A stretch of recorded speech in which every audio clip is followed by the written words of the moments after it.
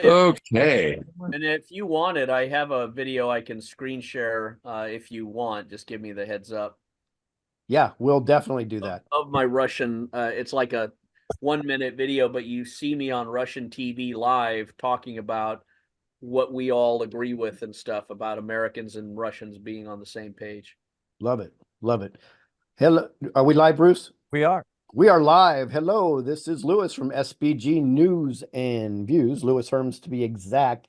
Robert Ian Braille, my co-host, is off for the week, but we're winging it here. We're having a good time, and we decided to do a roundtable. We'll have another special guest dropping in soon also. We decided to do a roundtable to hit on some topics, kind of have projections for 2024, not predictions, but projections and how we can go about handling things. So it's my honor to introduce you to Bruce Poppy, which many of you know, I'm sure. We have Scott Stone sitting on the couch next to Joe Rosati. And then we have the man himself, Scott Bennett here. Gentlemen, hello, how are you doing?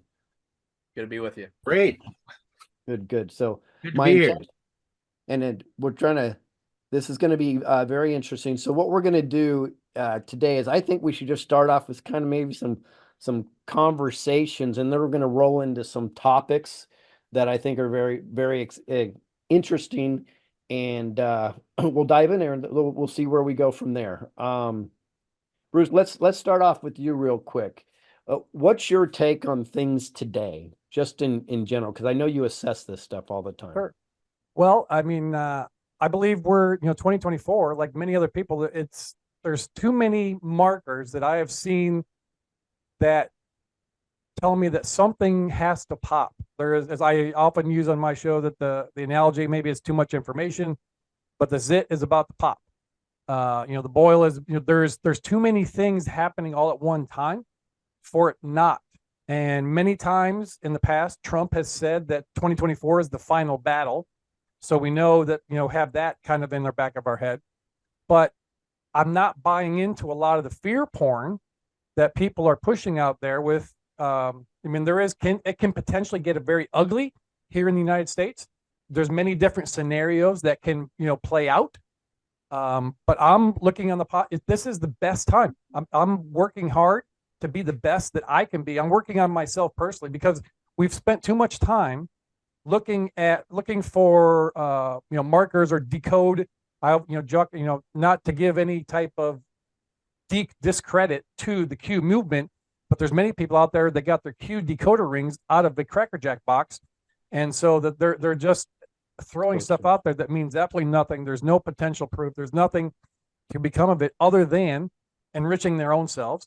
And secondly, to create some fear porn, and still people sitting around waiting for Trump, the white hats, the alliance, to ride in on a white horse and save the day. Nobody's coming to save us, folks. We're the ones that have to step up, stand out, be bold in our local communities and otherwise. Here we're doing it with our channels, trying to get people to buy into the fact, hey, we're the ones that have to do this. So I'm excited about what's coming. There's tons and tons of stuff that's growing on in me personally. My growth over the past just 3 months, personally, spiritually, all this other stuff is mind-blowing. The things that I see and know, and the intuition is just becoming, my bullshit detector is like super sensitive. So I'm excited about coming into 2024. Beautiful. That's a great opening. Hey, Scott Stone, what do you think? One of the things I'm most excited about right now is that the long-awaited Epstein boomerang is finally coming around again, and we know that's connected to. It ties everything together, and it's so huge. But I caught a little bit of Fox News today, and it was kind of interesting. Alan Dershowitz was the guest, who we know is admittedly on the list, and they seem to be doing this really interesting damage control.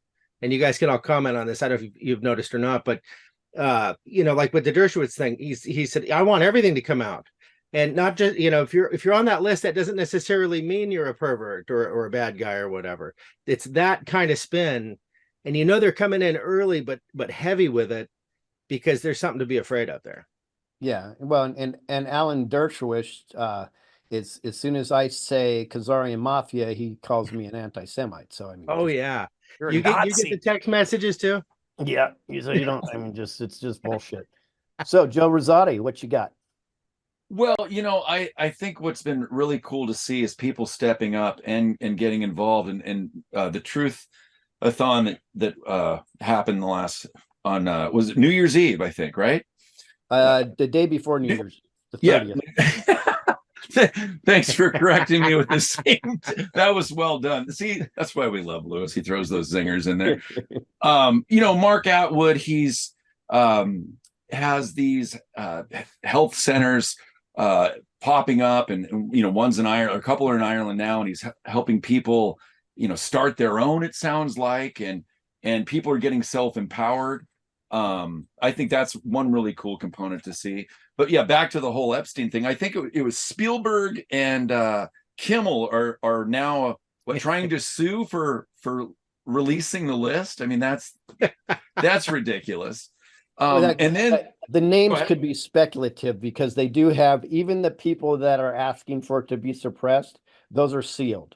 So I wouldn't believe too much that we hear out there currently. They've already said Bill Clinton's number 36. Don't know if he's number 36 on the list or not, right? But everybody with their parrot patriot BS is always trying to get attention. So Yeah. we'll see what it really is. I just want to be pragmatic in that. But I agree with you, Joe. It's gonna be awesome. Yeah, it's like a Me Too movement they don't like. It's that kind of a thing. So it should be really, really interesting to see how this plays out. Well said. Then the last thing I wanted to say was there's to me it's breaking news. There's this Rumble channel. I'll pull it up, but it's been interesting to see the information coming out on the audio tracks of the film that was what the darn name of the film that Julia Roberts, I put it on our the Obama film, Netflix so-called Obama film, right? Hidden mind control audio files found in Netflix's Leave the World Behind. And then there's a Rumble channel, and give these guys a follow and a listen if you'd be so kind. The channel on Rumble is Awaken Video, and it's from their Friday night live stream on 12/22, because there was this video circulating for about 2 minutes with this couple talking about the audio tracks. But I think why I like to, when I do a TikTok video, I like to include where it's coming from. So I had to dig a little bit. I had to find the Rumble version. There was 4 of them. And then I had to dig to find the actual link to the article it came from. And then in the article, it had the actual interview. But now I'm going to be doing a short on that so people can find all this information. But it's really profound. And I sent it to Nick Alvear because there's normally what they said is there's one audio track that's in a movie like Jurassic World. Right. Jurassic There's 4 on this one. There's 4 on this one, and there's definitely some low frequency weapons in there. So it's just, I just wanted to bring attention to that. So no, I think that's a very, very important, and we'll be able to discuss that here in a minute. Because again, you don't know if that's Patriot mythology or not, but that is a very, very interesting discussion. Real quick for you, for those of you watching, you might have noticed somebody else pop on the screen here. That is the wonderful warrior Leslie Shepard, and she is a warrior in the face of every political person that you could possibly believe in, sheriff, to hold them accountable. Not to mention, she works with another group that works with the affidavits, and they're actually getting traction now. Yes. Which is really, really exciting. So I just wanted to let people know who you were, and we'll get to you in a minute.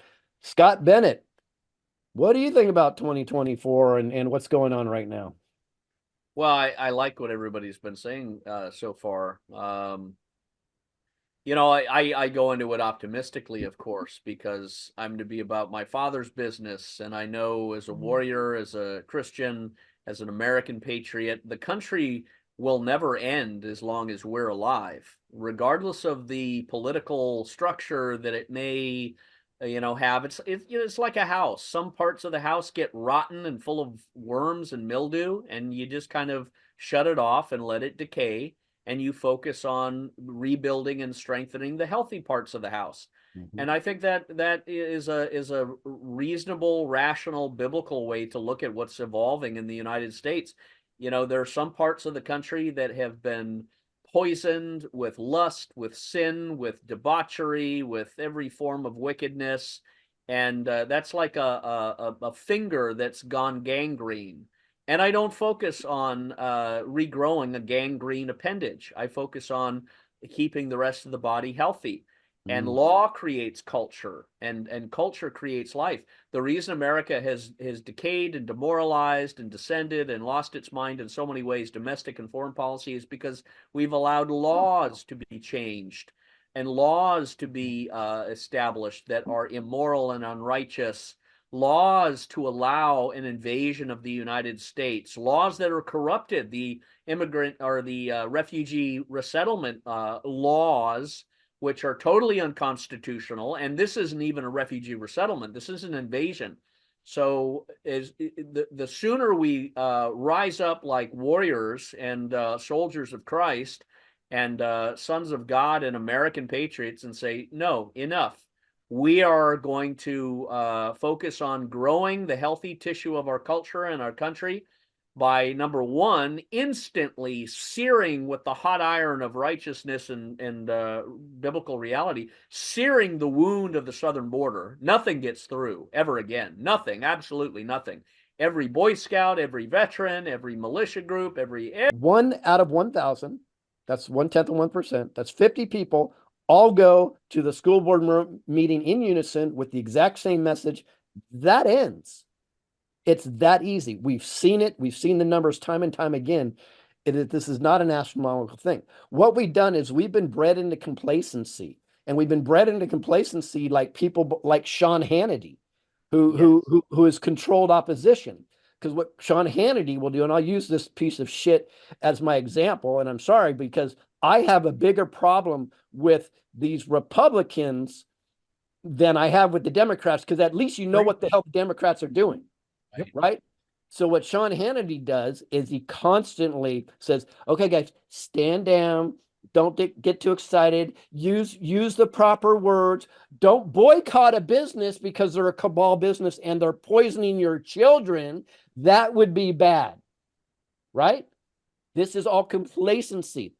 It's not you're not a good conservative if you speak up. So President Trump has teed it up. He's in essence, he's told us, guys, stop. We have a spine. This is our country under God. We, the people, can make a difference. Leslie, what you say? You're muted, Leslie. Click the microphone, Leslie. Yep, microphone. On your lower left hand. Sorry, yeah, thank you. I'm glad you helped me out there. I was like, I'm tapping it, but it's not working. No, I totally agree with you. I mean, well said. We have so much. The thing that is, I think because of the muting thing, I might have not segued into what you asked me, but what's standing out from what I heard is that the bottom line is the biggest trickery is coming from people who are pretending to be something they're not. That is the uniparty. And I don't even see a rhino party. I just see uniparty, period. Because when you look at the Constitution never talks about parties. Washington warned us about it. The only thing that you can follow that I can look at that lines up with what they intended and what we have now is precinct committeemen. And what's happened, eventually what's going to happen, and I'm sorry if I segued it too, off there, but we were talking about this. There's some warriors here that are fighting to get some precinct committeemen signed up. But the main thing that when I talk with them about when they're doing it, because I'm not going to sign people up for a party anymore, because I can't play the party game. I'm in the party because it helps me get the warriors and to sift out and maybe, hopefully open up people's eyes. And if not, make it very clear who's on what side of the aisle. And I don't even mean Democrat or Republican. I mean constitutional or lawlessness. That's the only categories we really have. But precinct committeemen, we've got people that are really pushing to educate people about you can eventually become a precinct committeeman outside of a party. It's written in the Constitution. The party's not written in the Constitution. Actually, there's a lot of things in Maxim law that lets us know that these parties are actually, and it doesn't matter which party it is. So that's what comes to mind with me of what you were talking about. And Scott, I appreciated you always saying about how really this is about God severing things. You know, there's a scripture that comes to mind to me, and it's the thing that stands out the most. It says, warn a divisive person once, and then warn them a second time. After that, have nothing to do with them. You make sure that such a person are warped and sinful, and they are self-condemned. The reason I mention that is people who are divisive in these so-called parties, God warns us of, they're self-condemned. So it isn't even about, well, you don't believe with my beliefs. The beliefs are, if you don't believe what God intended for us, which is for us to be inherent, we're in his image. We're to have dominion. We created government, and we created the Constitution that told them the framework that they were not allowed to step past. It wasn't requesting what ours was. It was letting them know when we formed this government, obviously I wasn't there. But remember, there's a lot of people in our communities, in our churches, that are sleeping or just waking up that won't go or can't go. And that's okay. They are back. They're artillerymen. They're not special forces going out on a long range patrol. They're back behind the fob, and they have a duty to keep the fob together. They have a duty to stay, within their fences, to lob artillery rounds at the enemy as well. Meaning, you need to go to your. Here's a good illustration, and putting on my drill sergeant hat. We need to go into our churches to put flyers on cars and assemble our special forces team, our Gideon's army, out of the churches. That's where you have God's people who are frustrated by the lack of leadership in the church and the pastors and such. Amen. But have that burning, and they need you to go and throw some gasoline on their hearts to go, wow, I've been waiting for you. I've been waiting. I've been longing. I don't watch the alternative media. What can I watch? They're thirsting after righteousness. So you go to church and you start to secretly build your team, because you may need to overthrow the pastor. You may need to keep that beta male eunuch out and get a new man or woman, not a woman, a new man in there, new teams and such. But you need to go into your churches, build your teams, and the people who won't go, who can't go, they can still play a very mighty role in taking over your community, because at the end of the day, this war is going to be won by winning the hearts and minds at one church at a time, one county at a time, one town at a time. And the church teams can network with the other church teams, and you can even network with like the Indian Sikh temples and the other groups. This isn't a religious pursuit. Yes, you let your light so shine before men that they see your good works and glorify your Father in heaven. But this is a political battle. So like in Braveheart, when you had all the clans on the field, and that's got a special place in my heart, of course, because I'm Scottish, but you had the MacDougalls, and you had the Campbells, and you had the Fergusons, and they all hated each other, but they hated the English more. So there are Indians, there are Sikhs, there are Mexicans, there are blacks that are rising up, a weakling and a poison toxic fool. And all of these people we need to shut ourselves off from, in a sense. And a lot of people need to begin to transition from their milk to meat. But the awakening has to go to the church. Build your team in the church. Not a big team. It can be a 3-man, a 6-man, a 12-man team to then begin to go out and sew together the rest of your community organization. Because if shit does hit the fan, well, now you've got your broader team, your comms, and you know where everybody is in the different geography. The only thing that matters is your 10-mile by 10-mile square. That's where you go to Target. That's where you go to Trader Joe's. That's where you go and get your gas. There's where your kids go to school. 10-mile by 10-mile. You make that 10-mile by 10-mile impregnable and righteous, and none of this globalist liberalism can penetrate. Really, that's all that matters. Amen. If I could respond to that with the parties, the idea that I early on I wanted to get in the fight, and I thought start at the local level, and I pursued becoming a precinct committee officer. Joe did the same, and getting involved with the Republican Party.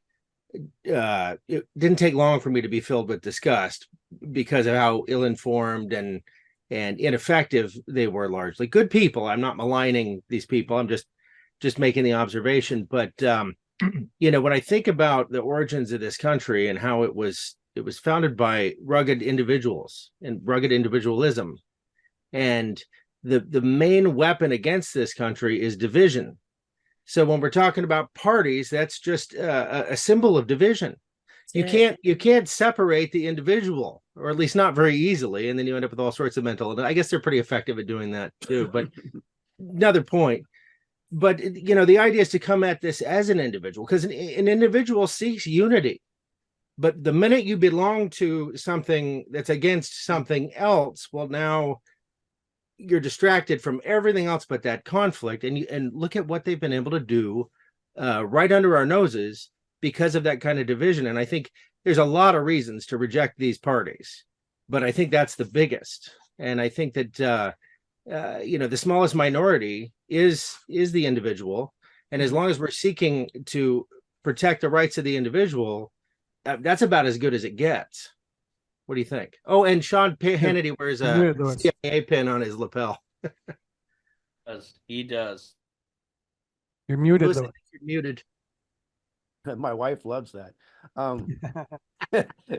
So this is interesting because Scott and Scott tied in two things that I want to talk about right now. So this is actually excellent.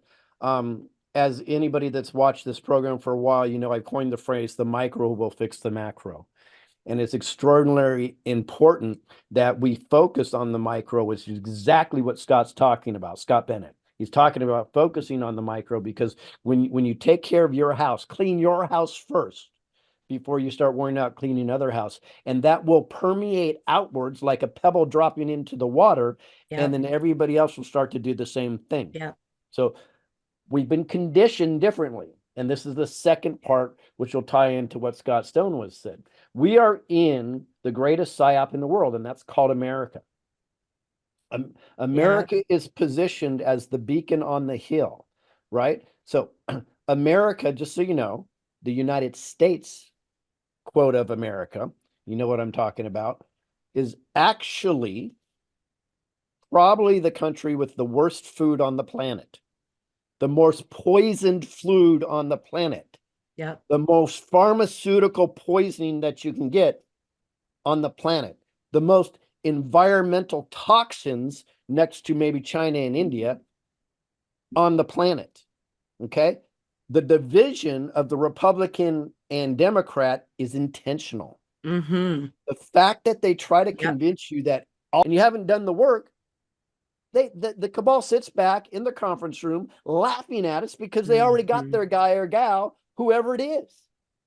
But they convinced us that big election means everything. No, it doesn't. All the work up to the election to prevent the baddies from getting in and to make a clear choice between, let's say, a Democrat and a patriot is the only thing. But this party thing and the game as we see it, I've seen it locally. God, if you have a shitty Republican and then you say, I'm going to put another Republican against it right away, you're going to dilute it, right? That's the game that they play to prevent you from getting your guy in. So this is great conversations. Bruce, what's your take on this? I am a little bit, we have to play within the system that we currently have. We can't just burn the whole thing down. Mm-hmm. So, I mean, it really torques me off. I hate labels. This whole binary choice thing that we have to have, you're either, Republican or Democrat, liberal, conservative. That's the newest one they're throwing at us. So this whole binary choice thing, that's part of the system. But however, because still have this Babylonian system, this 3D matrix system we have to play in, we got 1 foot in, 1 foot out. So we have to play within the system. I'm 100% behind Leslie. Everybody who is, pro-American, pro-freedom needs to be in a, unfortunately, we have to fight the rhinos, be a precinct committeeman. You can make a huge difference, right? Even in the liberal bastion that is Washington State, where Joe and Scott are, you take some work. It's going to take some effort. You're not going to roll. It takes a while. We have made some inroads here in Pinellas County, where I live in Florida, with our local GOP or Republican Executive Committee, whatever they want to call it, with MAGA types, Republicans, America First type people and we're starting to, make some moves. Believe me, it's just a slog, man. It's an uphill battle for sure. But we cannot wither down. We cannot, shelter ourselves from the fight, right? We're the ones, just like Scott said, we're the frontline people, the people that can't go, they need to do their thing from the back end. But at the, same time, we can, and not, I'm a little bit different in ideology from Scott Bennett, in the sense of the church thing. It's more of an ecclesia. You talk about your 10 square miles. The 501c3 corporate church is not, that's just as bad as most anything else. So I mean, the ecclesia, the true people of God, need to come together, and we do need to. I love that ideology. Let me take my little square mile here, my 10 square miles, and let me fortify that. And then we could, like you said, Lewis, the micro fixes the macro. We're all, looking, and we always watch the headlines. Trump's doing this, and he's taking off the ballot here, and Israel's doing this, and Ukraine and Russia, this and that. We're always pushing up, looking farther away than what's right in front of our face. So if we just focus on the stuff that we can control, I can control what I do in my local community. I can't control what happens out here. I can try to influence people's, and I can try to break down and counter the narrative that they're trying to shove down our throats. That's what we do on our shows, with breaking down these news stuff. But we need to be more active. We need to be more bold in 2024. I want more. That's my saying for 2024. I want more in 2024. I want more health for me. I want more wealth for me and my family. I want more truth, right? I want more disclosure. I want more accountability. I want more love in 2024. I mean, if you look at some of the biblical stuff, and everybody's, waiting for a rapture for Jesus to come back down here. America is more like Sodom and Gomorrah today than it was. There's going to be some fireballs coming down here before Jesus ever shows up, if that ever happens. No, agreed. So that we need to be more diligent, be more proactive in our beliefs, and even when you come up against a rhino, you got to keep coming. It's like sometimes it feels like we're shooting a BB at a locomotive, with some of these things that we're trying to do. But, keep firing. That's why I still try to go back to YouTube, because it's a firing position for me to get truth out. Somebody, sees a message or hears a little thing, or, gets a question, it makes them question their current reality. Boom, I've done my job. That's another person that's potentially on the battlefield. Mm-hmm. Leslie, I know you wanted to tag on to this. Yeah, I did. I was thinking about what you were talking about, how it's in the, the pregame, not the general. But I would even say, I agree with you that that one is a more important race than people realize. But I say that I've noticed that they're thinning people out before they even get into the primary. That's right. How they make sure that you're not one, they get you out by forcing you to raise a certain amount of money. That's the money laundering scheme that they got going on, where they can start shifting things around really easy. But that's how they also weed out the people that are not one of them. Because, all of a sudden these donations start letting these people start make that. Because you start looking like you're one of us. When we tell you what we want and you're willing to comply, well, here's a little donation. So I noticed that it's even a little bit before that. And when, Scott, I agree about the believers. The thing that I've noticed in all this is the ones that I've met in this becoming aware of the political world is there's a lot of incredible believers in there. And what they're now doing, learning the Constitution, which is from the Bible, they're learning to go back to their churches, and they're being those points of light. And what they're also doing is they're identifying to say, is this where I need to be? Because if you're not willing to hear this, then, so what I see is God's bringing the warriors together. He's bringing the people he drives together. And as we learn, we gain more information. Hosea says, my people perish for lack of knowledge. Well, as we gain that knowledge back and we empower ourselves with the tools that we were set to have, then we can go back. And this is the key thing that stands out for me for the religious world, is the manipulation that's happened with the word of God and the way that they've trained people to sit and obey. Romans 13 is one of the most disobeyed scriptures. And why do I say that? It says, submit to your governing authority. Okay, let's take a look. Everyone in this call, right? We're all from America, or no? No? Yeah. Okay. So we're from America. We're the ones who have the inherent power here. We're the ones that are the governing authorities. Absolutely. And what they've done is they've duped us for years, and they made us think that it's the other way around. So now it's our objective, it's our goal to empower the believers to that become those points of lights in those places you're talking about, that they start getting empowered and they start seeing things more clearly, and they go, wait a minute, pastor or preacher or whatever the little person's title is. No offense to anyone if I say that word, little title. I just mean whatever their title is, it can then help them to realize, are you actually somebody who has a humble heart before God? Because really the Constitution is written from the Word of God. That biblical citizenship class that they've got going, it's called biblicalcitizenship.org. I chased Rick Green down when I was there, Lewis, at the AmFest. I started running like a little kid. I was like, biblical citizenship. I couldn't remember his name, but I remembered what I was learning from that class. And I remembered how much scripture and how many people of faith, and I'm not talking religion, I'm talking about God Almighty and fear and respect of the reverent creator, not this religious stuff that we got going on that Satan's got also his paws into, just like a party. It's now a division of the little titles. I'm learning tons from this guy. His name is Yeah, there's 40,000 Christian denominations, if that gives you any idea. Yep. Walter Veith. I'm going to drop that name. Walter Veith.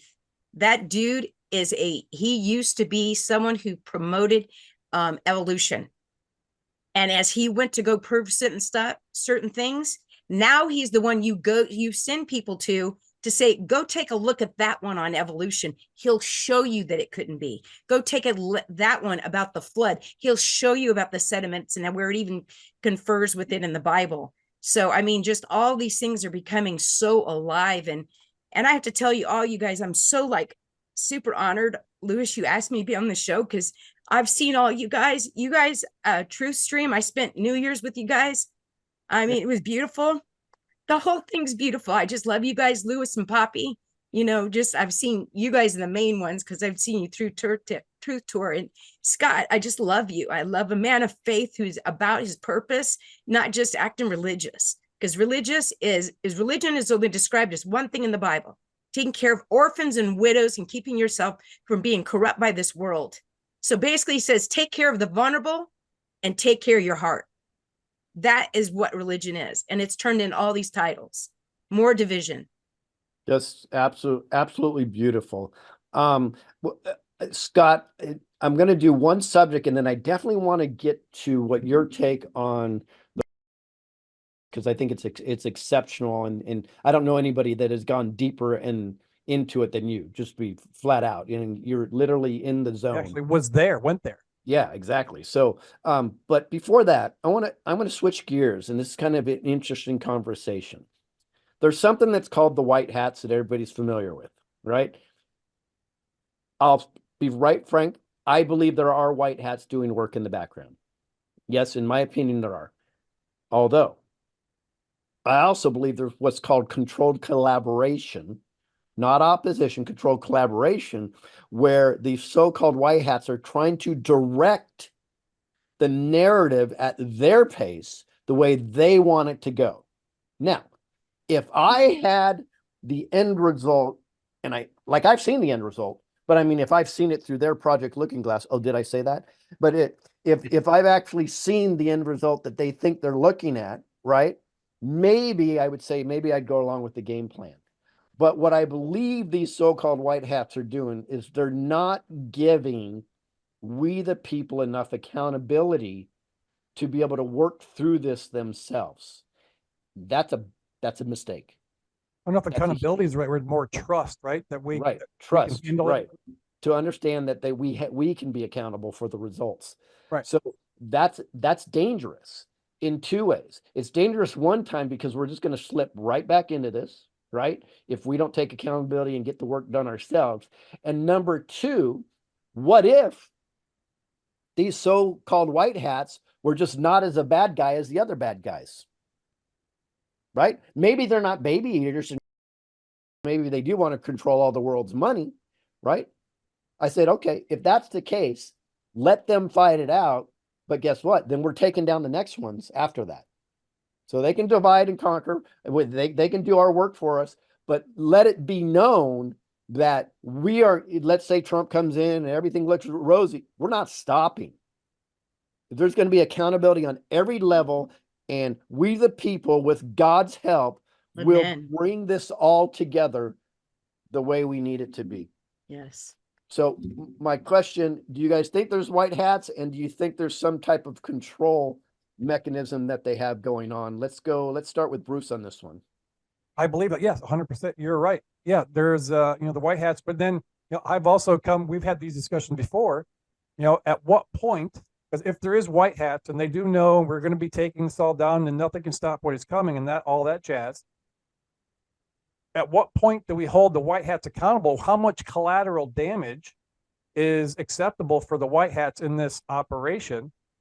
But like you said, we have outsourced our self-governance here in the United States for way too long, and we have trusted in the institutions that they have put out, the things that the dog and pony show that they trot out in front of us every single day of our lives. But because we have outsourced it, we have bought into the lies, the deceit, the MK Ultra brainwashing, that hey, they got it, they got our best interests at heart. All this stuff, we know that that's fake, phony, and false, as Dave from X22 says. But yes, we're going to take them down too, because all we want. Well, I just want the truth, right? Good, bad, or indifferent. I'm just sick and tired of having smoke blown up my ass. I want, if we got a problem, let's fix it. This division thing, this binary choice stuff, if you have a different or a divergent opinion from me, that you're somehow othered and you can't be talked to. We can't have a discussion and come to a consensus. I mean, that's what they did creating the Constitutional Declaration of Independence.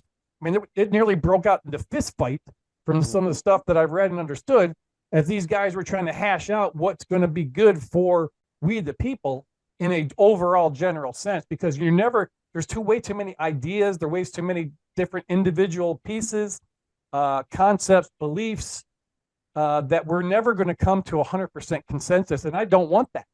I don't want, all this group think on the right side, right? Instead of the 1984, the evil controlling one, we all have the group think, and we're all, genuflecting at the altar of Trump. This is just not the way that I want to see. I want it to go. And so, yeah, I'm going to continue on. They are doing their job in the background. You can see it. If there wasn't, we would likely all be, most of us, or a larger percentage. So yeah, but we can't just let them push us where they think that we need to go. Mm-hmm. Agreed. Joe Rosati, what do you think about this stuff? Well, I think it's definitely been interesting to navigate this. As you know, I was a precinct committee officer up in the Northwest in Washington State. I got involved. I dipped my toes in that water, and I just still saw. And I'm just going to give my personal experience. I just saw a lot of infighting, and I would talk to Scott about it. And for me, I really wanted to put my efforts into something where there's results. And for me, what the results are is doing shows like this, is having conversations, getting another video out. I mean, coming from the background of, booking shows and doing films and songs and things like that, I want to have some kind of actual result that I can present to people. And I think that's what's been so challenging about this, is navigating this, learning from the folks that we've met on the Truth Tour, having conversations with Scott, but also accepting that we're not going to get a lot of, hardcore answers. And so for what I've turned to is trying to better myself, better my diet, my health, those around me. Like what can I actually do in my community? And I think what's really cool with the Christmas Eve show that we did, I just thought, wait a second, the Truth Tour and the people in it were such a part of our informing the show and our show getting out there. Let's lock arms again. with people, with Lewis and Bruce, and have these conversations. I don't exactly know what else there is to do. I mean, I know there's things like, Trump being taken off a ballot and put back on. Well, let's look at that. Is that really for sure happening? Is that just news? Is that a white hat operation? What is really going on there? There's a few different answers that it could be, and there's just so many layers to look at this, Ed. And I think what Bruce is saying, yeah, we are getting sick of it. We've been on the front lines for a few years now, some of us many years, but I suppose if they just would have said in 2020, hey, by 2024 you're going to finally start seeing some of this stuff. Well, if they didn't have some kind of dangling carrots that were enough to keep us motivated, they might have lost us. Be like, oh man, it's going to be 4 years. But since there's just enough to keep us going, and then maybe some of what we're doing is inspiring others to pass the torch and awaken more other people. So I don't know. I'm just doing the best I can with the information that we're given, and it's a long game. But like Dr. Jan Halper Hayes says, for where we're at and how long this has actually been going on, this is actually really happening really fast. Anything you want to add to that? Well, yeah, as far as the white hats, that's a long way around, but yeah, good points. The white hat thing kind of emerged out of the Q thing, and the Q thing became a really heavily manipulated and controversial thing. But I think because it was effective. But let's not forget, this was just information posted on a board. And then we had people coming out and turning it into a religion. People do that with all sorts of things. But, it was a brand. It was a marketing campaign. It was a religion. And I think it lost so much in that. And it became such a target for, now people describe things as, oh, that's just QAnon crap, and it has a connotation. So we're getting away from the information on the board. And that was information that was useful. It was interesting.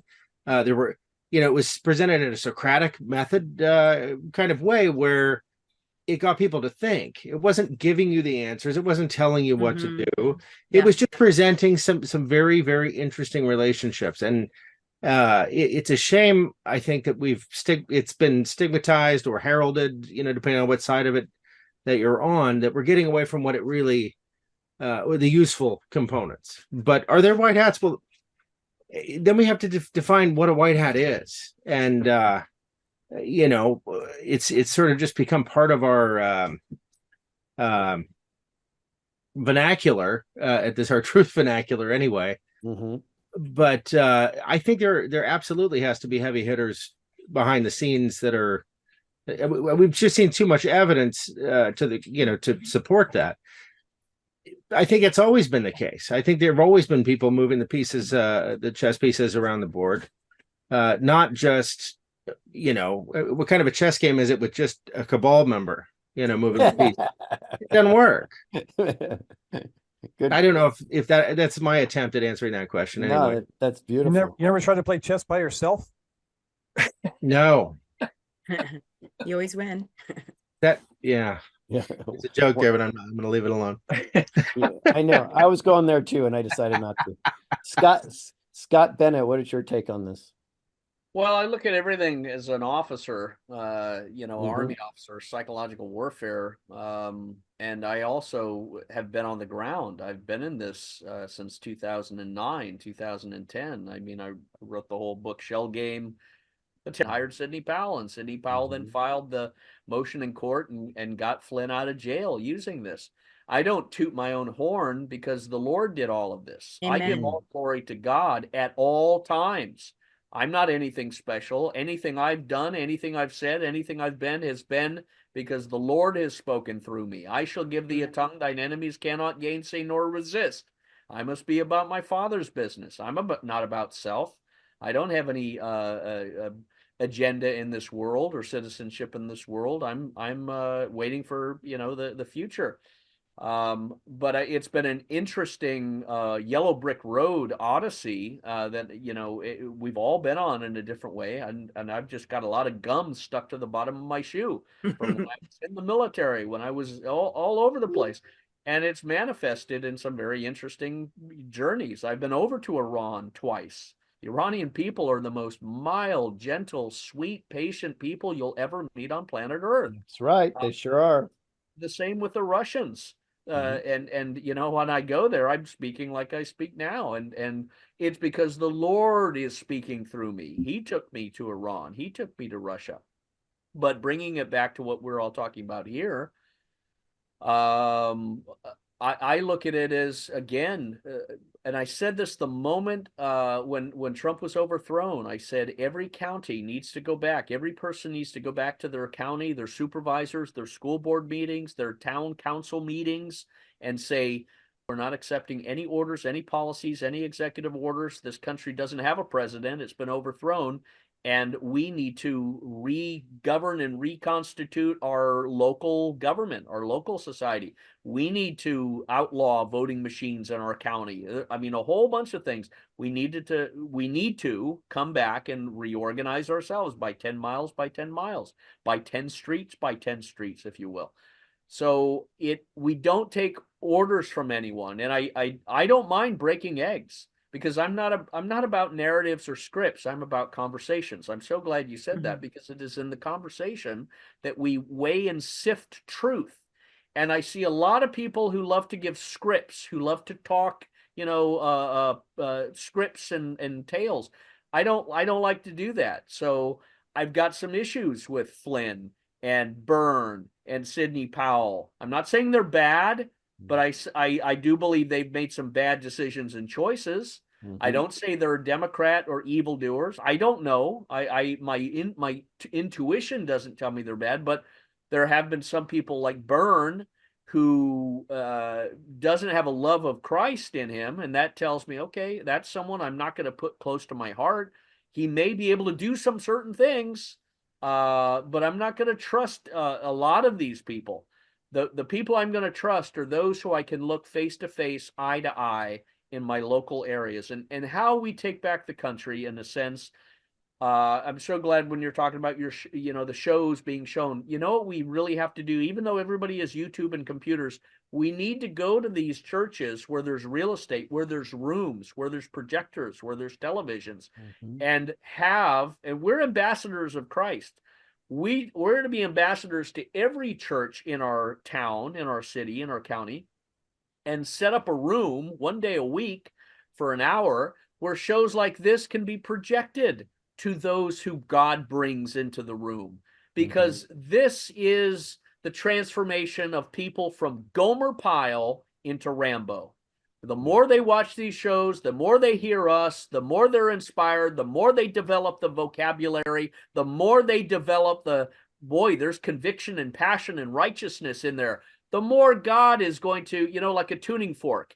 You hit this tuning fork, and this one starts to vibrate. You show this show in a church, and if the pastor's not going to allow it, overthrow him or secretly do it. But we need to go into this real estate, these buildings, and start to use those as places where we put the bat light, right, in the churches for everybody to come and see, to see these programs, to talk about the Constitution, to talk about the Constitution, the Bill of Rights, our biblical rights God gave us, our country, and begin to expose, the evil and the poisons and all the garbage that we've got floating around in culture, and really go back to being communities.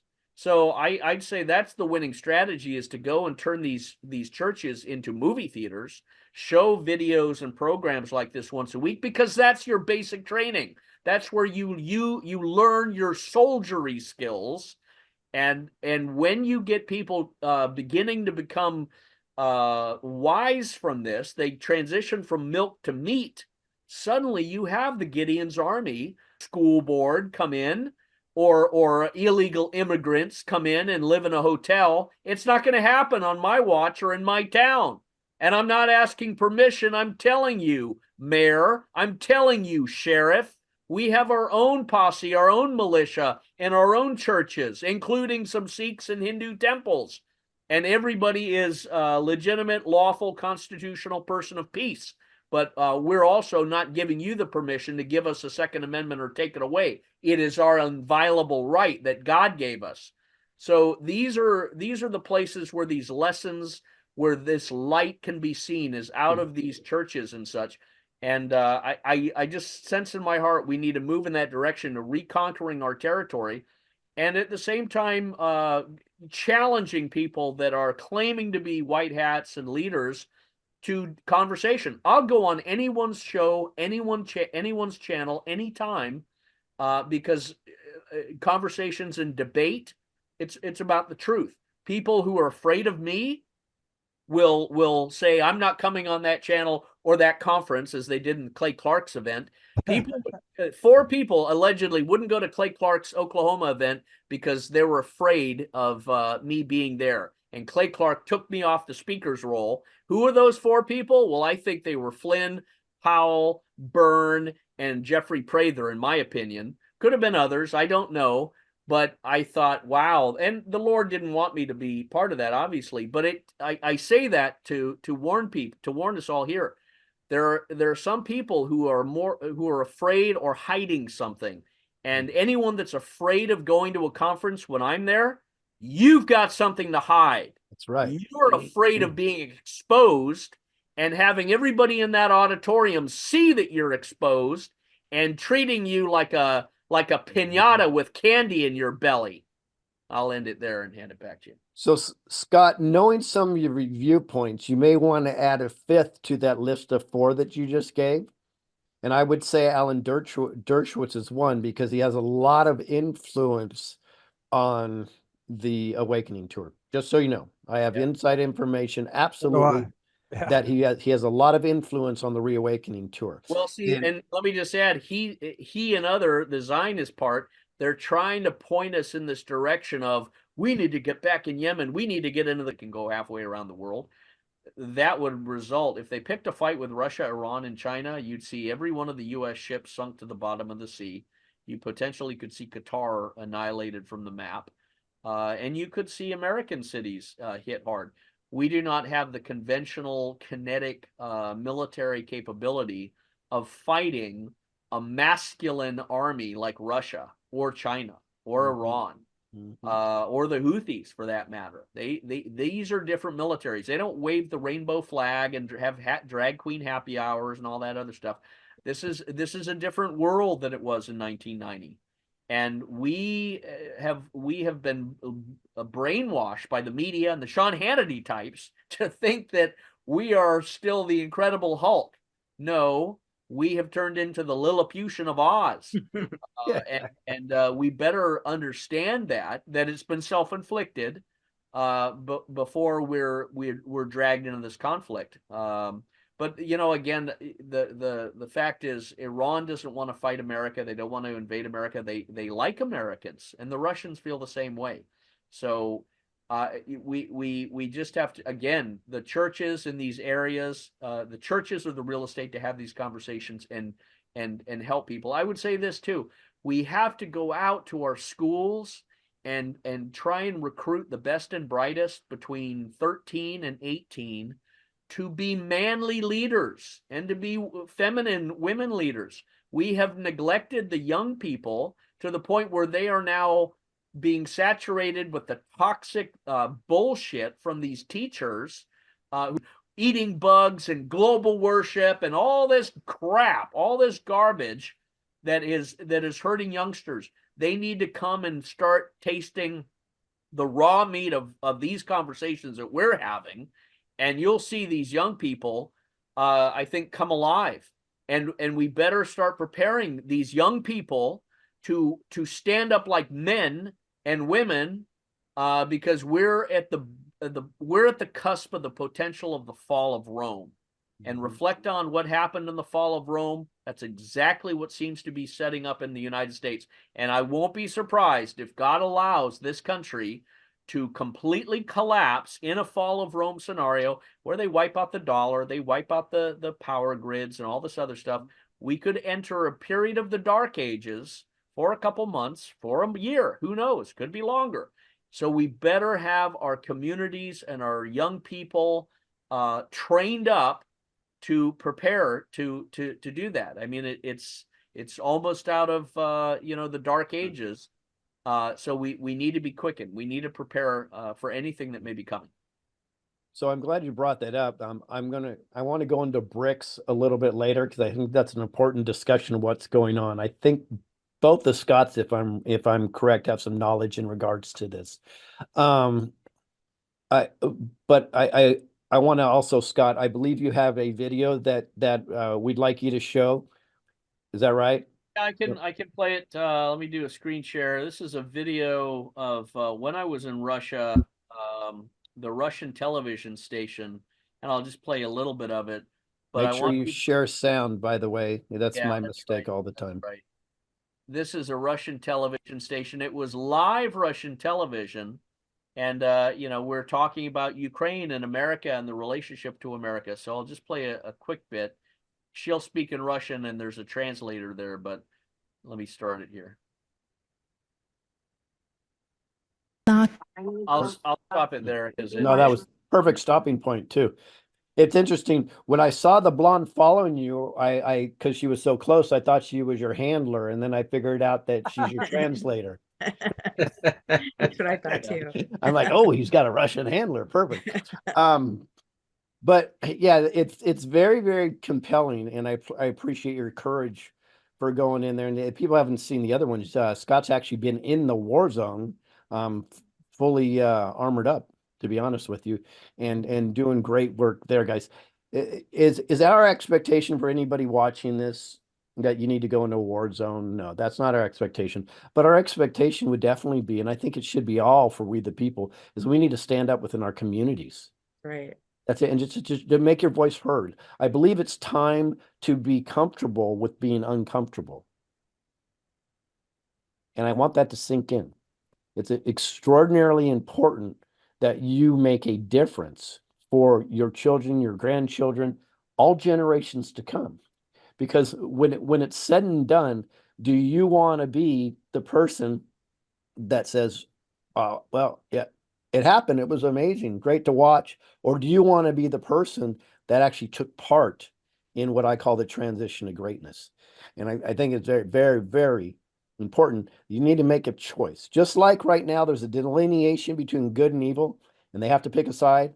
I believe it's up to we the people worldwide to make a choice right now and get involved, because this is the year where it all comes to a head. There's no, I think we probably have unanimous agreement in regards to that.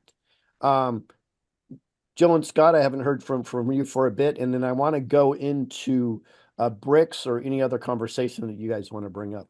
Yeah, there's so many things you said I want to respond to. One, and you talked about this deep state faction fighting this deep state faction, or coalescing, to simulate a conflict, to manipulate the people, I think is largely what's going on. But I think what's important is, as a people, and Scott had said something earlier, he said, I'm not asking. We don't need to ask. And if this is a representative government, we need to demand a representative government. And we need to not fund what's happening now. Taxation's, we could talk a lot about taxation, but it's largely voluntary, I suppose. Certainly if all of us get together on our ideas about it, because right now we're funding all sorts of horrible things, and shrimp on treadmills also. But that's important, though. No, well, because we fund idiocy, we fund these ridiculous things, and we've got veterans in the streets, and we've got all of these issues. Yes.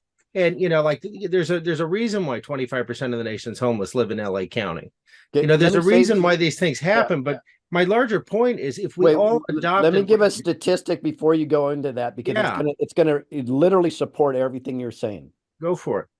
7 million starving people in the world. It's proven that $1,000 would save the life of a starving person. That's $7 billion total. That's it. That's all it takes, which is incredible. And I think it ties into exactly where you're going with this. Well, I think the official number is 300 billion to Ukraine. I think the actual number is much higher. God knows how much we're sending to Israel. God knows how much we're sending that it doesn't get reported. There's no real accountability. Rumsfeld came out and said we'd lost trillions. They just didn't know where it went. This happens all the time because we don't know what that figure is in terms of tax receipts. They talk about budgets and deficits and that they need more and there's not enough. But of course they're going to say that. We need better accountability, but I think it really starts with people empowering themselves and each other with the ability to say, no, we're just not going to participate anymore. You're fired. I mean, that's it. We're done. And in that moment, either they have to become overtly tyrannical. They've already become tyrannical, but they have to become overtly tyrannical and reveal their hand. And then we really know what we're dealing with, or they have to acquiesce. But that's the real power move. And it involves unity and it involves coming together and being assertive. But we've been infantilized culturally to such a degree that we look at the relationship with our government as a parental child relationship where we're asking, what can we have? What can't we have? What rights are you granting us? The government doesn't grant you your rights, but very few people seem to remember that. So these, I think, are the fundamental things that are really going to force a change, because we've got the discomfort part. And if people get uncomfortable, they want change. Well, this is how you empower people to create that change. Because it does, if all of us do it together, it doesn't take much. We don't even need to raise our voices to get it done. We just have to have some unity, don't you think? Well, I not only think, I think that's so well said that after I spoke about the 7 billion, everything from that point to what you just said should be cut and put on a TikTok video. Yeah. Because well, thank you. I'll do that. No, you should, because you nailed it. You nailed it. 100%. In my part, you absolutely nailed it. The So infantilization, or however you said it, that was brilliant. That is a great capture of the psyche and the culture of America. We've become infants looking at our government like little birds looking for worms to be eating. It's manipulation. We've just been manipulated. It doesn't change. But the facts and what we believe to be our situation are two very different things. We just have to assert ourselves just a little bit, even just change a the little whole bit, world. just Yep. a little bit. Well, It's- remember, let me just add, when you said they become tyrannical and overtly, remember the Constitution of the Declaration of Independence says when a government becomes tyrannical and destructive of your rights, it is the right and the duty of the people to overthrow such government and reconstitute one that seems fitting unto them. Not politely petition or ask, overthrow them like Christ in the money changers' temple. Overthrow the government and reconstitute one that seems right to them. That's the language of how we fix things.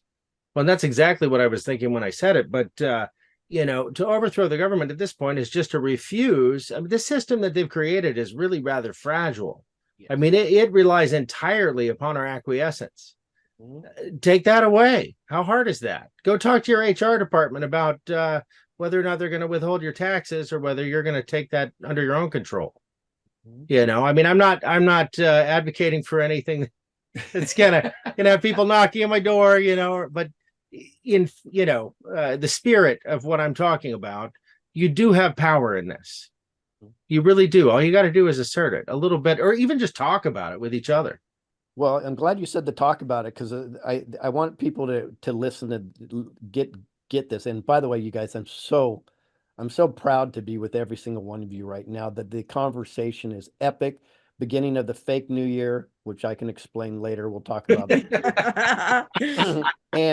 and what's going on right now, I think, is very empowering for people. And to speak to that, if somebody watching decides to just go talk to 10 people, 10 strangers, 9 of them don't pay attention, 1 pays attention, and that one stranger talks to another stranger and another stranger, and that 5th or 4th stranger that they talk to happens to be motivated, and I just got goosebumps like crazy, God bumps. And here's why. It is so important that we understand that we, the people, hold all the power. That's right. But right now, the power is through conversation. I believe we're in the age of authenticity, and I don't think it's time we don't need to sugarcoat anything. So just go talk to 10 strangers, have a conversation. and it's okay to get a no. Like I would tell my kids if they're going to go dating, every no gets you closer to a yes. So just keep asking the women to the dance. Absolutely. You know, it is what it is. And I've got a book I'll write one day called Fail Forward, because it's a way that we can move forward with this. And I lost my train of thought, which isn't the first time. But anyways, I think it's very important that we give people, we got your back. You're empowered to go have these conversations. And the more conversations we have, it's going to come full circle. And we're going to be very happy with the work that we did. Anybody want to bring something up? And then I want to go into bricks, which I'm looking to learn about myself a little bit more. You talked about, you know, what Scott was saying is 100% perfect. And that's been I've been crowing about this for all this. Then the problem in America here is that we're so fat and sassy that, you know, I say all the time, the only constant you can actually count on is change, right? And even Q says, when you get to the precipice of destruction, that's when you'll see change. There's another saying that says, until the pain of where you're at is greater than the pain of change, then you're going to change. Because there's going to be pain one way or another. We just have to come to that realization. There's going to be pain. We got to, you know, move the ball forward, or we cower up. We pull into our tortoise shells and we just wait for everything to, you know, wait for the thing to clear up. And that's just not the case. We have to, you know, move out there forward and ask these people questions. We've talked about ad nauseum on the Truth Tour about truth barfing on people, right? You don't want to, you know, go and, you know, start blabbing about, you know, adrenochrome to somebody who's. I'll put it in the chat too. In fact, I'm glad you brought this up, Scott. Man, you guys are like the Segway superheroes today.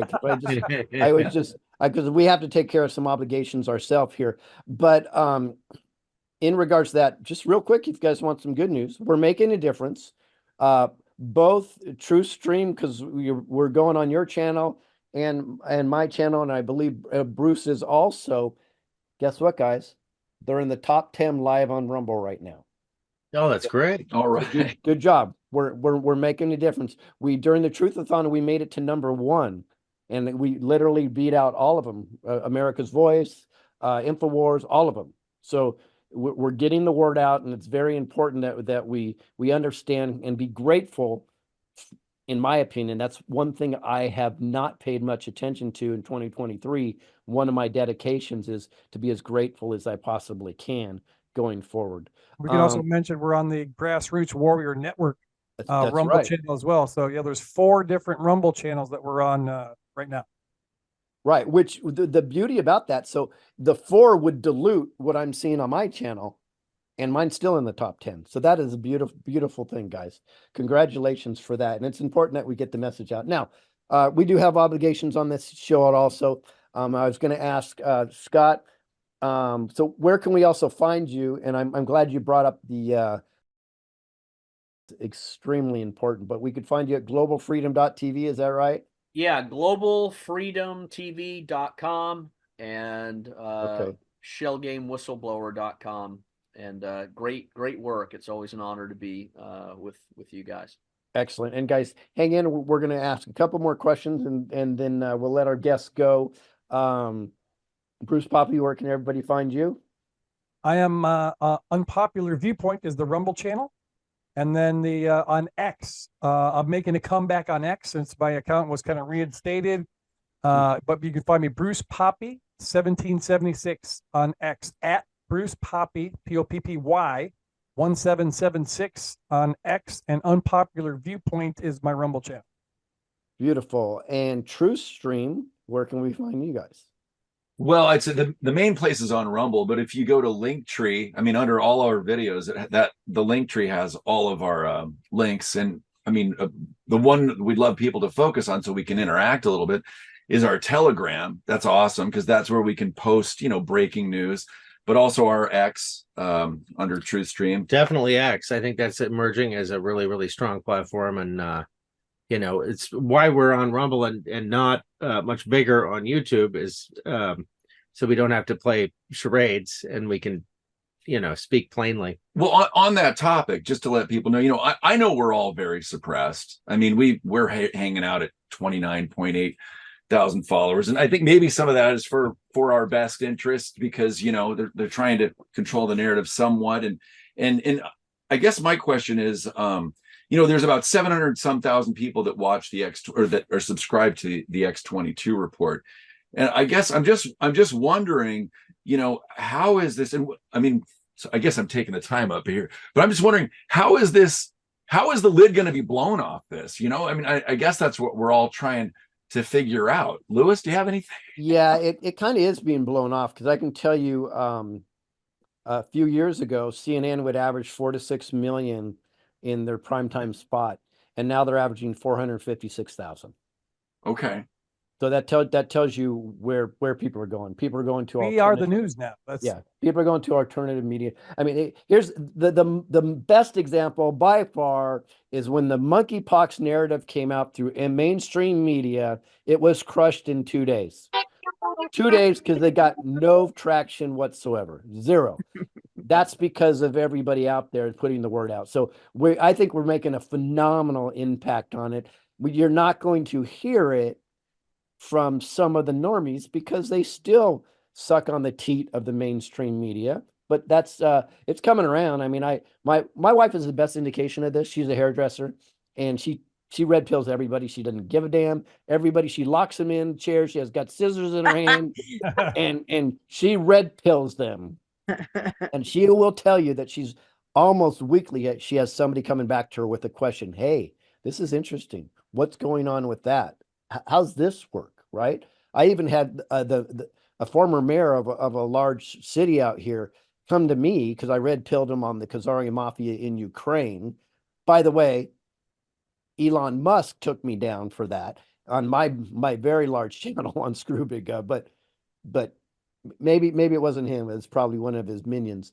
But anyways, this mayor, I sent him one picture of how it's the Khazarian mafia and the flag, and I explained what this and this and this meant, and I gave him just a little bit of information. He came back to me 2 weeks later, white-faced. He's like, wow, I was running around telling everybody to support Ukraine, and he gets it. So everybody's coming around. It may not be at our pace, and certainly friends and families are going to be the last to come around, because they're not going to want to give you that win. So everybody watching, just know their ego will not let you know what they're doing. Lewis, I just to that point real quick. Sure. I just it's kind of funny. I was hanging out with some friends, and I've had this happen a couple of times with normie friends that, I've done my level best to keep the fact that I do this show a secret from them, because I just don't want to hear about it. I know where they stand. And then just in casual conversation, it's come up. They've had advice or questions about a particular episode, and it's like, well, I guess the cat's out of the bag, but there's no opposition, where before I would have been nailed to a cross. So yeah, exactly. And you know what, they're finding this too, because I had a cousin who I hadn't talked to in years and years and years. She says, oh my God, I've been watching your show. I was afraid to contact you. And she contacted me, and she ended up going to 2 separate truth tours. She flew all the way to Hawaii to a truth tour, because she was so excited that somebody in her family was saying the stuff that needed to be said. So it's very interesting. Guys, I need to do a little housekeeping here. So let me show if I can show my channel real quick, and then I'll have probably 2 more questions from you. That wasn't the channel I wanted to show. Here we go. So guys, real quick, if you want to find me, it's a lot easier now, because as you know, Screw Big Gov's been banned virtually everywhere. But guess what? We know the game now on how to fight back. So what that means, and it's really, really simple, you just go to screwbiggov.com and you find all our links right there. So even though we're shadow banned on Telegram, which everybody knows you can't even find us on Telegram anymore, no problem. Just click on the link, Rumble, Facebook, YouTube, X, blah, blah, blah, blah, blah, all the way down. That's my beautiful wife. She's listening in the other room. By the way, yes, she is. By the way, Leslie, you are one of her absolute heroes. I just want to let you know that. Oh, I love her. She really admires you. Real quick, guys, we do SBG News and Views here. What we're really building now, and this is very important, is rememberyouroath.com, because this is where we hold the sheriffs and civil servants, where we tell them we support you and hold you accountable. Do I sell t-shirts and sweatshirts on there? Yes. at cost. Bruce can tell you because he's involved in making them. I do these at cost for you. Just so there's like $10 or something. I forgot even what the price was. Just so you can understand and let everybody know where you stand. Stand up and be counted. A documentary I did called Cages. I've got 20 other films, all of that stuff, yada, yada, yada, freedominaction.com, and of course, swag. Real quick, I did want to mention this because I'm just such a fan. I've had hundreds of products come across my way, hundreds of them. And this Neumi, it's the best way to get glutathione in your body. They nanosize it through a special technology, not nanoparticles, nanosize, and you assimilate it immediately. We know people that were spending $1,200 a month getting glutathione, which is a master antioxidant in their body. And guess what? They just spend like 50, $60 a month with Neumi, and they're getting 2 to 3 times the effects and they were getting, I guess they were getting a drip, an infusion of glutathione every week or every 2 weeks. So this is a big deal. The results that we've seen in our family and friends and everybody reporting it, would just absolutely blow your mind with all the effects. So I think it goes hand in hand with Scott's product also, which I think is wonderful. And I'll talk to you offline about that. Neumi also has a spray, which is getting phenomenal results for skin. And now they have a brand new product that the women are, I love it. I'll tell you why. It's called Herms, H-E-R-S. That time of the month or postpartum, you know all the stuff I'm talking about. Amazing. My wife went through the last 2 months and we got along just great. So I call it hers for him.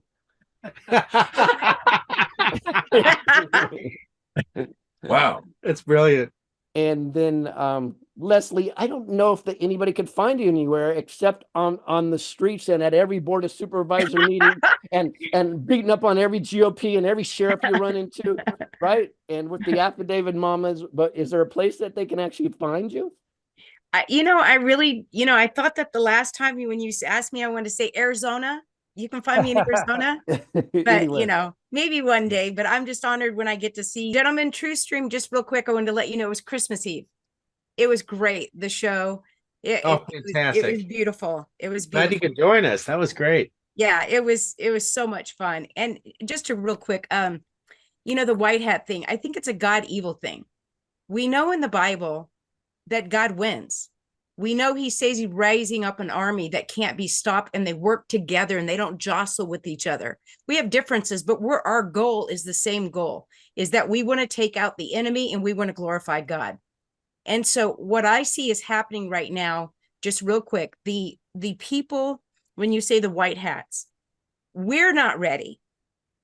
We have to take over the government to be the new government.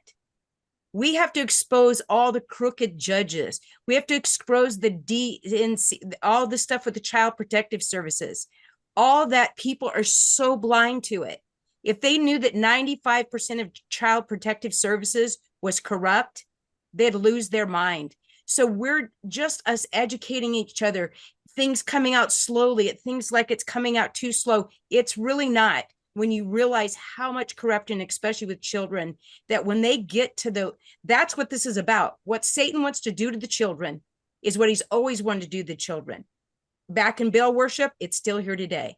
So I just think the white hat thing, dark hat thing, I believe there's people who are doing things for God. I believe there's there who are not. And he's given them a chance to repent. And then people who are not willing to repent, God is going to reveal them. And those evil people will go to Gitmo or hell.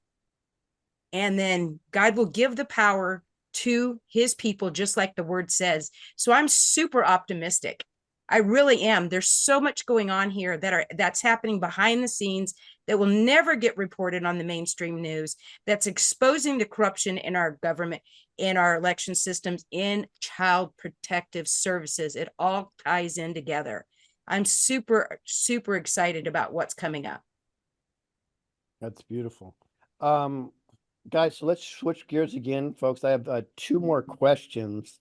One, I'll start with the statement. I actually did one major prediction, and I was 100% wrong. So, and I always tell people not to do predictions. That prediction was over a year ago, where I said in 2020 2022, September, October, because I've been studying the economic markers for years, decades actually. I said, we're going to have a collapse, an economic collapse in September of 22, 23. Never happened. But so now I've studied the reason why it never happened. And one of the reasons was what I did not calculate is all the money that was infused into the medical industry. They're spending their savings account, which means they have no hope whatsoever. Those are the two things I didn't calculate. The reason why I'm setting it up with that information and my failure is because it is going to collapse. 100% is going to collapse. The stock market, the real estate, the dollar, everything's going to collapse. That's the one key, unfortunately, for everybody that's still selfish enough not to make a difference. That's what's going to start motivating people to really get involved. That being said, now, I teed this up because I want to talk about BRICS. And I'll start with you. How about Scott Stone and Joe Rosati on this? What's your take on BRICS? And maybe you could even articulate what BRICS is to people. Well, I've had a lot of different thoughts about BRICS as this thing has evolved. I'm a pretty big believer in XRP being a pretty powerful instrument in the new financial system. At least I'm keeping my fingers crossed, but I think that's going to play a big role. BRICS is growing because BRICS is a rejection of what our financial system is the epitome of. It's incredibly abusive. The stock market is largely manipulated certainly to benefit the few. How it's an economic indicator anymore, I don't know. But BRICS, I think the idea behind what they're trying to create is an instrument that is backed by gold or precious metals. We're watching that come out of China. They've been talking about a gold-backed yuan for years. India,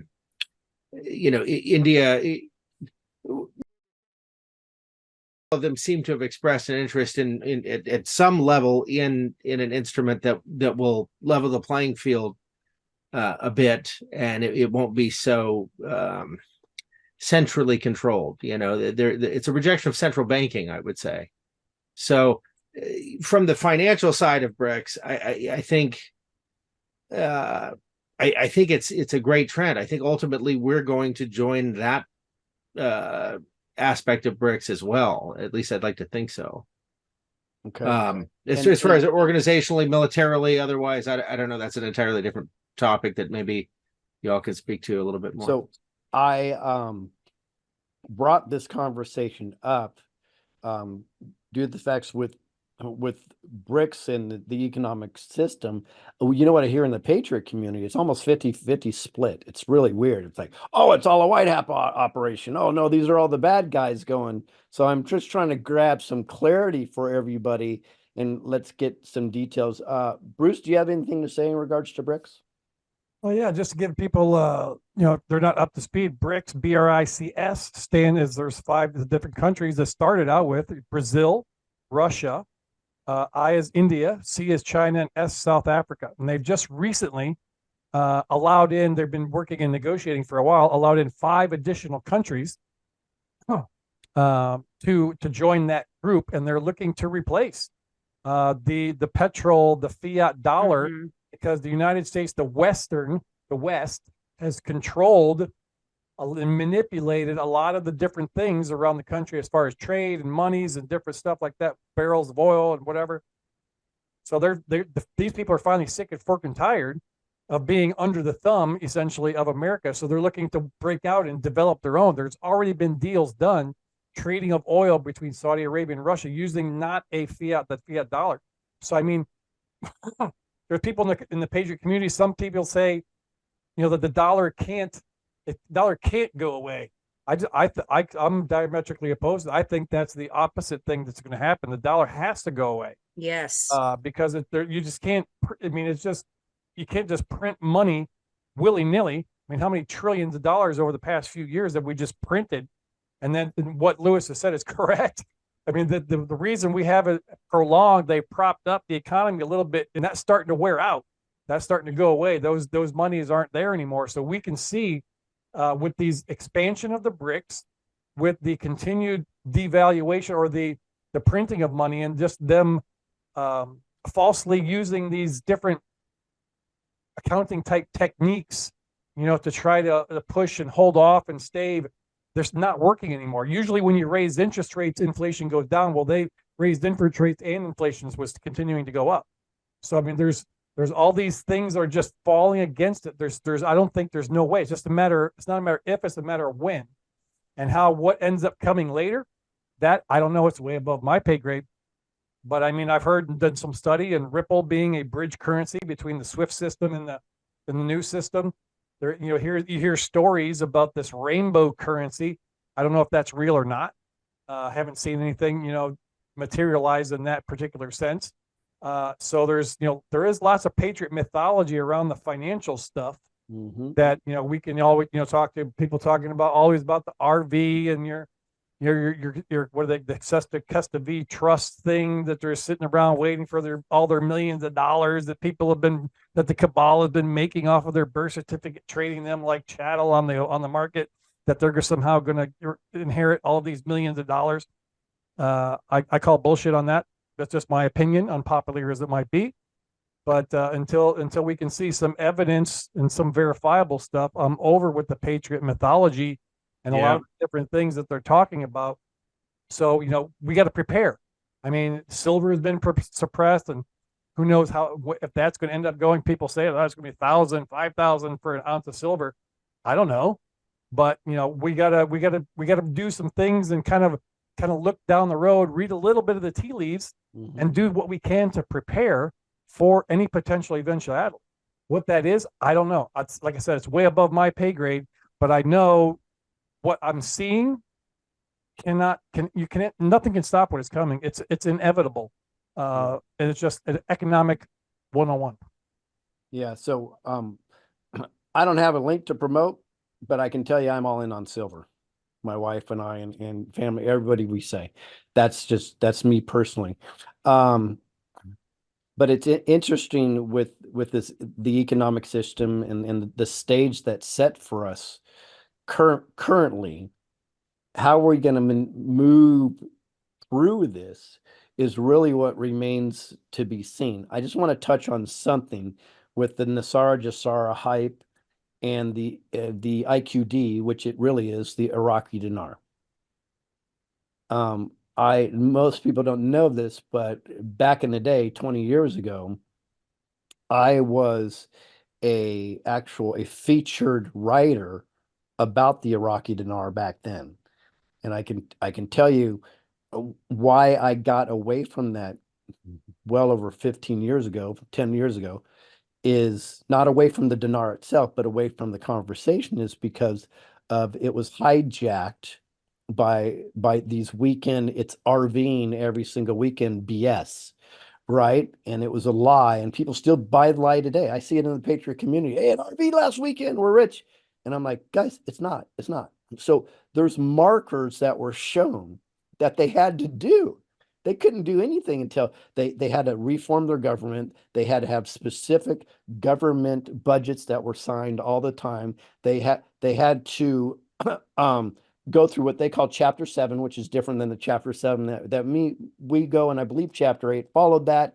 And then, most importantly, this is the one nobody talked about, they needed to sign the HCL law, which is the hydrocarbon law. And the reason why they needed to do that is because the Kurds bailed out Iraq.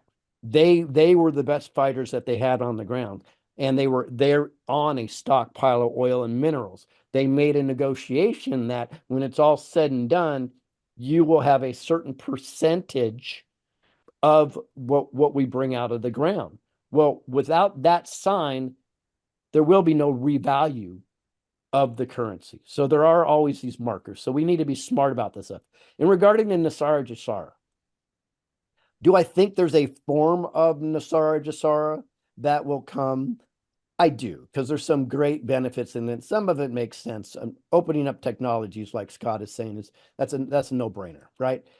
But in regards to that, here's what woke me up with Nasara Jasara, and this is about 3 years ago. Guess what I saw? The most popular document floating around had 10 bullet points of what you get from Nasara to Sara. One of the bullet points said we're going to go down to 1950s real estate values. So everybody's going to be able to purchase a home, and you're going to get $3,000 to $5,000 a month in income automatically. Okay, I'm sorry, but I understand supply and demand.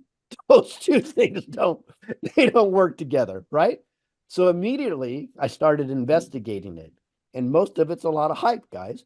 But what it's done is it's frozen you. I don't know how many people say, I'm waiting for the RV or I'm waiting for Nasara Jasara. No, get off your ass now and go do something. Let's stop making excuses. Scott Bennett, what do you say about that in bricks? Well, what comes to mind is Austrian economist F.A. Hayek and Walter Williams and other conservative economists, and they always treated money and human behavior in a different way than the Keynesian model. Keynesian was more organized, state government managed money and created money and all this. I think we're moving in a direction of revolutionary change with regards to money. The Weimar Republic, that paper money disappeared. Yeah. The dollar will disappear. Now it could be quickly replaced with something of a hybrid of like a Bitcoin, commodities backed, even a local currency. I would not be surprised. Well, gold and silver, of course, too. But I think the overall life force of money, of currency and stuff, is moving in a direction of multipolarity. How I look at things psychologically and emotionally and socially, we're moving in sort of the Big Bang Theory away from unipolarity. We're moving away from centralized America, Russia, right? Two big powers. We're moving away from all of that. And that's not going to reconsolidate into America, Russia, money's going to be controlled by government. I think we're moving away with that, and technology is quickening this. So how it's going to morph and flow is something else, but I think it's going to go in the direction of multipolarity, of redefinition along local, dispositions and such. Imagine it this way. All of the foreign invaders across the southern border into Texas is going to break up Texas into bigger, parts, smaller parts and stuff. You could see currencies and money and trade going back to like a Dark Ages level. A basket of eggs is worth a quart of oil or something like that. Now, it could be sophisticated and abbreviated, but I think we're going to move into that sort of a mentality of abbreviated, commodities-backed expressions of money that follow a multipolar, less organized fashion. The egg dollar of Georgia, 12 eggs for a quart of oil, is also acceptable in the form of South Dakota, maybe has, the wheat dollar or something. So we have to be open to our imaginations of how this is all going to go. And I think it's going to go in the direction of money actually being worth value and not being bastardized and weaponized like the petrodollar has become, that has been the source of bricks and infliction of harm and pain and suffering of people. And it's that infliction of harm and pain and suffering on people that has caused the BRICS metamorphosis, the BRICS phenomenon, to come about in the first place. And whether it's been by accident or a strategic design, the infliction of sanctions on Russia, which creates BRICS and creates this association of new countries and new attitudes, that's only going to continue to grow. I was just in Russia, and it's a happy country. It's a confident country. Their supermarkets are full, and they're a beautiful people of traditional family values, that marriage is written into the Constitution. That's a country God blesses. A country that God does not bless is a country that embraces all of this climate change, bug eating, and tries to force it into your schools and curriculum and such. So I see America's dollar disintegrating very quickly. and that's going to cause social political reorganization, and that social political reorganization is going to reconstitute money in a far different way than we currently see it. Yep. If I could respond to that for just a second, I came across something really cool the other day. Yeah, I think there is a lot of talk and a lot of patriot mythology going on about this being a very organized, seamless transition, but it's likely that it may not be. And precious metals have always been a really renowned method of exchange. They're fungible and whatnot. But Jonah Bolt was on the show, and he had these. It's like a sheet of silver, and you can break off like a little gram. Have you seen these? You break off a little gram at a time, and then there were bills that had enough gold in them to represent a certain amount of gold. I don't think it was a gram, but this seemed like really universal currency that might not be a bad idea to have on hand. This was the first time I'd seen it. He's at quantumcollective.world. Yeah. But yeah, it's amazing all the different options that are on there. I was very surprised that he had that. It was really cool. It just seemed like a smart one. If you're going to do gold and silver, it'd be kind of hard to take a big hunk of any one precious metal or something and try and buy a chicken with it. Seemed like a cool idea. It's funny that you would talk about Russia being a happy country and the grocery stores are full. The image or the narrative that's portrayed here in America has been for a very long time that the Russian people are just so depressed, that Vladimir Putin is just the devil incarnate, that they're standing up outside the grocery store waiting for a little small loaf of bread and some vodka, and that they're all just huddled together over fires out in the streets. That's just not the case. It's fake, phony, and false. It's bullshit. It's the narrative that they've been shoving down our throats since the day we were born or longer. Yeah, well, you know what the #1 Jewish commercial is for? Saving the poor people in Russia, the Russian Jews. Yeah. It's all over. It's disgusting. It's all over the place. That's their #1 commercial that they the Jews have seats in parliament in Iran. The Jews are loved in Iran. David Weiss, who was with me in Iran in 2018, has been on many Iranian and other Arabic channels as an advocate against the Zionist Israeli government as a Jew. And he's saying, the Jews do, and he speaks in the Jewish voice, the real Jews do not back Zionism or Israel. That's and the Jews have a huge portion in Iran. And that's the thing no one understands is there's no conflict in Iran with Jews or Christians. No, it's from 1,000 years ago or more, turns into Zionist. I mean, people just all you have to do is track back the history and it'll be very clear what's going on. Hey, Leslie, let's have you weigh in on this conversation with all the economic and yada, yada, yada. Oh, you have something. Let me see. You know what? I got to do my editor. She's the one that, cuts and edits and put things all together. It's with Arizona First with Telegram.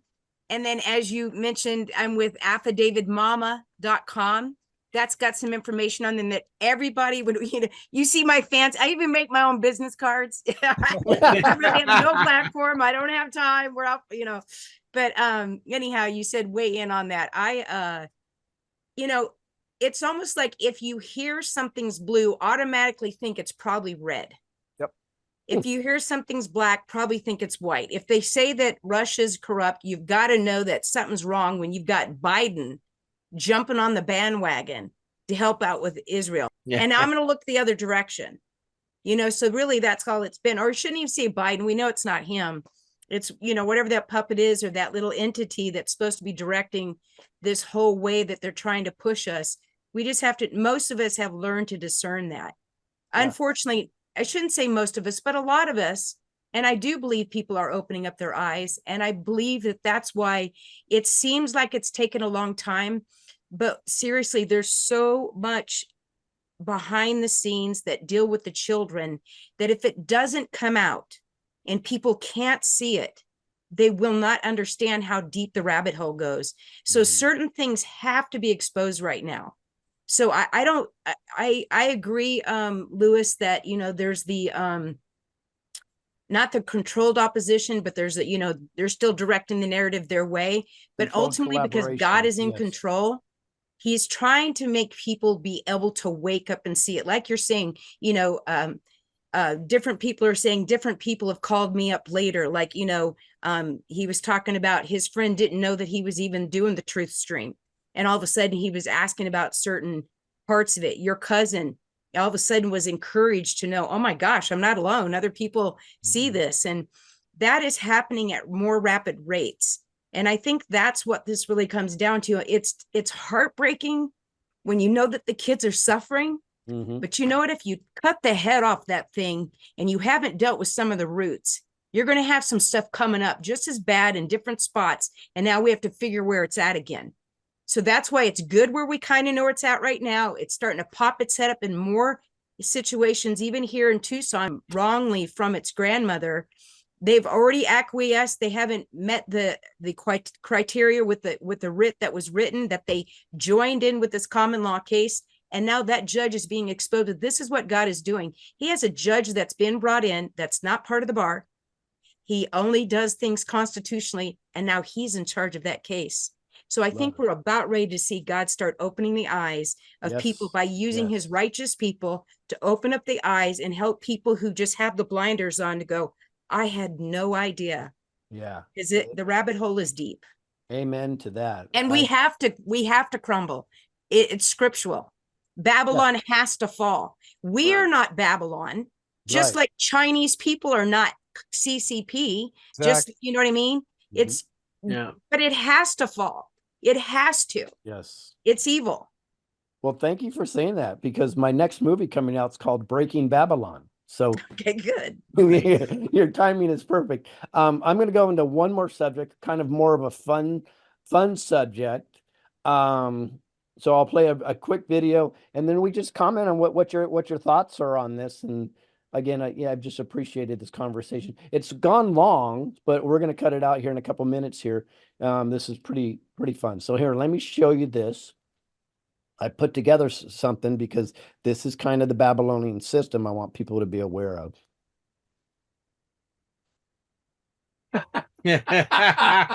Oh, yeah. Brilliant. So, and in fact, David Avocado Wolf tagged on to that and said that it appears that this Sirius, Egyptian god that the cabal worships, is at the highest point on our Gregorian January 1st. So that's what they're really celebrating. So thoughts, open forum. What do you guys think? I found out in 1585 that a Jesuit is the one who introduced the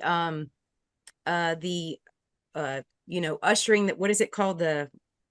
Scott, help me out here. When you're supposed to be ushered out of here, what's it called? Rapture. Rapture. That was introduced 1585 by a Jesuit. That's just important information to mention. It's all that same time frame when they were starting to switch everything around. I even saw where they even made it was against the law for you to go to church. This is back in the day, in the 1500s, where it was against the law for you to go to church on Saturday. You had to start going on Sunday. Interesting. And now they've got us trying to go, oh, that's because Jesus resurrected on Sunday. No, that's not why, but that's what they tell us. So I'm just going to toss that out there. No, love it. Love it. Anybody else? Yeah, it keeps us out of balance. And you make that point in the video, just kind of like music. What is the tuning? Joe does a lot with music and 432 hertz. 432. Yeah. A lot of these things have been changed to anytime you can dumb us down, it's going to keep us from the truth. And the truth is knowledge, the truth is power. It's what we endeavor to explore, with what we do with these shows. We're not so useful as idiots without it. So balance. Yeah, well, and I think what I really love about this, Lewis, is that if you have the way you're going through the months and the way the words line up where people can really see it, and the way you do it with humor, you never know what's that one nugget that's going to red pill someone where they're like, wait a second. And I think the way that you did this, it's how do we break the ice to people? Well, if you can do it with a little humor and get them to go, wait a second, I think that's the best way, and I think that's what I love about this and other things like this. And and there's a lot of red pill films out there that you've done, and Nick Alvear, and through music, whatever people have, those little tools, they're so important. And man, a 3-minute video like that can have the impact of maybe the fall of cabal. Well, if someone has many hours, they can go into that, but sometimes it's just a 3-minute video that plants the seed in someone's mind. Yeah, the key, and I say this on the show all the time, is you have to speak to where people are at, not where you want them to be. Right. And it's extraordinarily important. So I looked at this as a little red pill. You can get somebody that has no idea about the Patriot thing, and they could go, well, it's very clear when you look at the Latin translations that things were actually effed up by at least 2 months, right? Guess what? Now they just opened their mind. In fact, Juan O'Savin told me this is a distraction. I go, no, it's not, Juan. I said, I disagree with you. What this is a door opener to the bigger conversations, and little Absolutely. things like this are extraordinarily important because it'll draw people into the other conversation. We can't just start with politics with everybody. You can't start with Christ with everybody, believe it or not. You have to open our arms up as much as possible and then help them. We are teachers. We have to help them, direct them in a direction that's going to be most beneficial to them and their families. So I'm glad you recognize that, Joe. Bruce, did you have a thought? No, you're absolutely right. The whole idea behind that and bringing forward that video is brilliant, because just like you said, it helps people expand their thinking, just question. I when I do things on my show, I kind of show the dichotomy, the lie, that the media, if you just get them to question, if they're just ask a question, does this really make sense to you? One of the things that helped me in the early stages was the whole Building 7 and 9/11 situation, right? Yep. I mean, there's no plane hit Building 7, yet that one came down to it. It wasn't anywhere near that. Not like the tower fell down onto Building 7. That just didn't happen. So asking questions, and then it opens it's like a key that unlocks the lock, and then they can, look into other things, and they might, search a video start on YouTube. And, it was funny just the other day, my 12-year-old granddaughter, I guess she was talking to Natalie about, we said, hey, happy fake New Year. She's like, what are you talking about?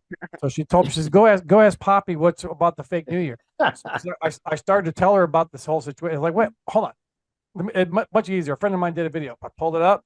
So I watched my 12-year-old 12-year-old granddaughter watch the video. She's like, oh my God, that makes so much sense. You're the one making it go viral. Thanks, Bruce. Hey man, I've shared that thing with a bunch of people. It just Have you? Oh, it's good. simple, 3 minutes, because honestly, people's attention span these days is about that of a gnat. Something that we're here, 2+ hours on the show, and we probably lost half our, Patriots. Most people, we live in this microwave society. They want things now. They don't want to learn about the natural holistic thing of eating right, exercise, and different things. I want a pill. That's why this Ozempic stuff, people are injecting Ozempic for diabetics, because it helps you lose weight. Because you can lose weight and not have to change anything. That's their advertisement. It's a bunch of bullshit. So we gotta, the weight is muscle that you're losing. So everybody's very clear with that. Crazy. It's funny, Well, Bruce. let me add one thing. Please. Remember this too. This is the wild card, the Joker in the deck. So I wanted to put that out there as a wild card we need to always be mindful of, so we're not caught off guard, because that could be a zombie-like apocalypse that is like a wrench going into the machine, and we need to be careful. Yep, I think that's a good note. All right, let's close it out. Start with you, Leslie. Any last words, as they'd say in a funeral home? No, just thank you guys so much for what you're doing. I love you dearly. I'm grateful we're in this fight together, because we've been born for such a time like this. Agreed. Thank you, guys. Bruce, Poppy?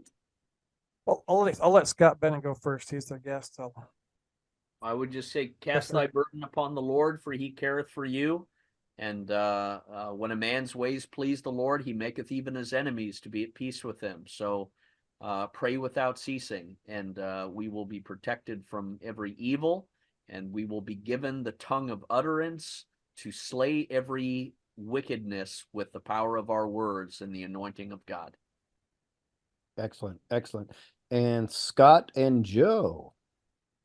Well, gosh, just thanks so much for having us on. This has been a fun conversation. I always enjoy it. So I think that's pretty much it for me. Just thank you. Yeah, me too. And I just think, yeah, if people can use a little bit of humor, it's really a very powerful tool. So I mean, that's what we try and use. So Bruce. I'm just super excited. The whole idea or the theme or the title of the show was hope, hope for 2024, fostering hope.